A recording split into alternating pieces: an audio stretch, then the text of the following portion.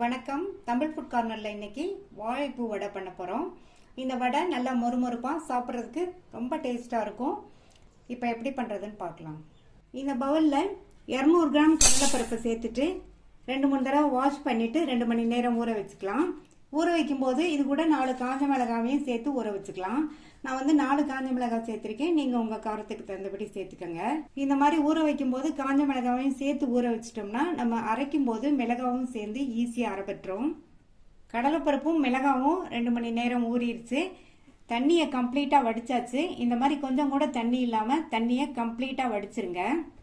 இந்த மிக்ஸி ஜாரில் 1 டீஸ்பூன் சோம்பும் நம்ம ஊற வச்ச காஞ்ச மிளகாய், அடுத்து இது கூட ஊற வச்ச பருப்புல இருந்து கொஞ்சமாக சேர்த்து இதை ஃபஸ்ட்டு நம்ம அரைச்சிடலாம். இந்த மாதிரி அரைச்சிட்டோம்னா இந்த மிளகாலாம் நல்லா அரைப்பட்டுரும்.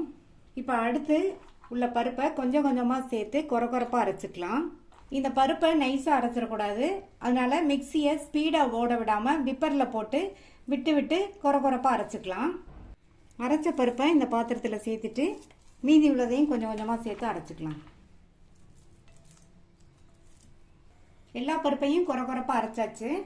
இந்த பருப்போட சேர்க்கறதுக்கு ஒரு வாழைப்பூவை கிளீன் பண்ணி நல்லா குட்டி குட்டியாக கட் பண்ணி 3/4 கப் அளவுக்கு வச்சிருக்கேன்.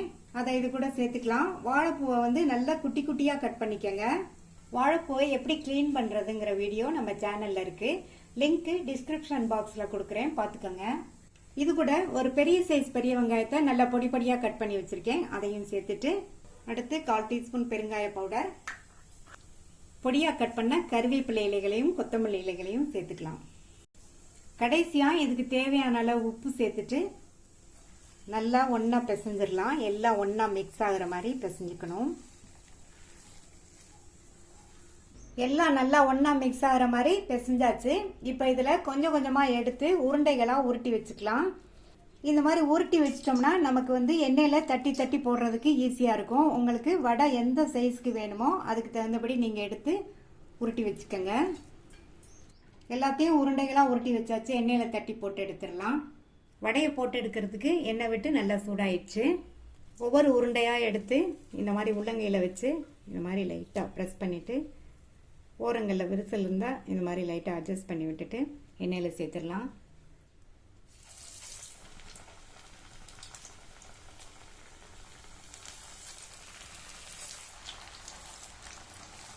எண்ணெயில் சேர்த்ததுக்கப்புறமா ஸ்டவ்வை மீடியம் ஃப்ளேமில் வச்சுருங்க. கொஞ்சம் நேரம் கழித்து பரட்டி விட்டுக்கலாம். கொஞ்சம் நேரம் ஆச்சு. ஒவ்வொரு வடையாக பரட்டி போட்டுக்கலாம். வடையை மீடியம் ஃப்ளேமில் வச்சு தான் போட்டு எடுக்கணும். லோ ஃப்ளேமில் வச்சிங்கன்னா வடையில் எண்ணெய் சுற்றிக்கும். ஹை ஃப்ளேமில் வச்சிங்கன்னா வடை உடனே மேலே கருகி போயிடும், உள்ள மாவாக இருக்கும். மீடியம் ஃப்ளேமில் வச்சு நம்ம போட்டு எடுத்தோம்னா வடை நல்லா மொறுமொறுப்பாக இருக்கும். பரட்டி பரட்டி விட்டு வடை நல்லா பொன்னிறமாக வந்துடுச்சு. எடுத்துடலாம். நல்லா மொறுமொறுன்னு டேஸ்டான வாழைப்பூ வடை ரெடி ஆயிடுச்சு. மீதி உள்ளதையும் இதே மாதிரி போட்டு எடுத்துடலாம். நீங்களும் இதே மெத்தடில் வாழைப்பூ வடை ட்ரை பண்ணி பாருங்கள். ரொம்ப சூப்பராக இருக்கும். இந்த வடையை சைட் டிஷ்ஷாகவும் வச்சுக்கலாம், ஈவினிங் டைம் ஸ்நாக்காகவும் சாப்பிட்டுக்கலாம். இந்த வாழைப்பூ வடையை ட்ரை பண்ணி பார்த்துட்டு உங்கள் கமெண்ட்ஸை சொல்லுங்கள்.